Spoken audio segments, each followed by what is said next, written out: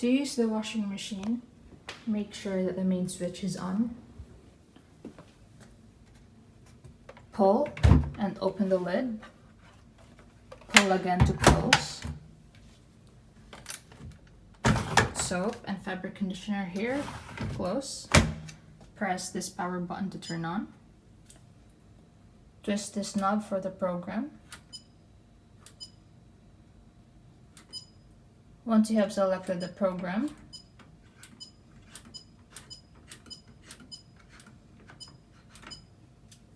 press start button. Washing machine will lock. Once the timer stops, you can turn off the washing machine by pushing this button right here to turn off.